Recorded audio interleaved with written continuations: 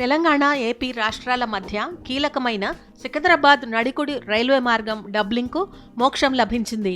3 దశాబ్దాలుగా ప్రయాణికులు ఎదురుచూస్తున్న బీబీనగర్ నడికుడి రైలు మార్గంలో డబ్లింగ్ పనులకు ముందడుగు పడింది.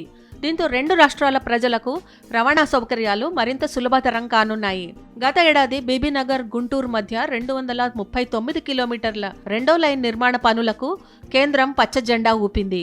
ఇటీవల విశాఖ పర్యటనకు వచ్చిన ప్రధాని మోదీ డబ్లింగ్ పనులకు శంకుస్థాపన చేశారు. సికింద్రాబాద్, విజయవాడకు మధ్య ప్రస్తుతం 2 రైలు మార్గాలుండగా అందులో ఒకటి కాజీపేట, ఖమ్మం, మరో మార్గం బీబీనగర్ నడుకుడి గుంటూరు మార్గం. ఇది సింగిల్ లైన్ కావడంతో ఒక రైలు ప్రయాణిస్తుంటే ఎదురుగా వచ్చే రైలును ముందు రైల్వే స్టేషన్లో పక్కకు ఆపాల్సి వస్తుంది. అదే రెండో లైన్ నిర్మాణం పూర్తయితే అంతరాయం తప్పడంతో రైళ్ల వేగం పెరుగుతుంది. అదనపు రైలు నడపడానికి అవకాశం కూడా ఉంటుంది. బీబీనగర్ గుంటూరు మార్గంలో 139 కిలోమీటర్ల పరిధి తెలంగాణలోకి వస్తుండగా 100 కిలోమీటర్ల పరిధి రైల్వే ట్రాక్ ఆంధ్రప్రదేశ్ పరిధిలోకి వస్తుంది.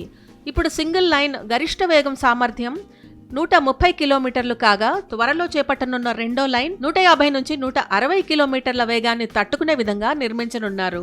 బీబీనగర్ నడుకుడి గుంటూరు రైల్వే మార్గాన్ని డబ్లింగ్ చేస్తే సికింద్రాబాద్ నుంచి తిరుపతి, చెన్నైలకు దూరాభారం తగ్గనుంది.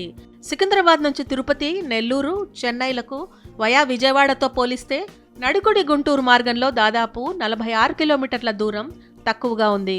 ముఖ్యంగా సికింద్రాబాద్, విజయవాడ మధ్య ప్రస్తుతం 2 రైల్వే రూట్లున్నాయి.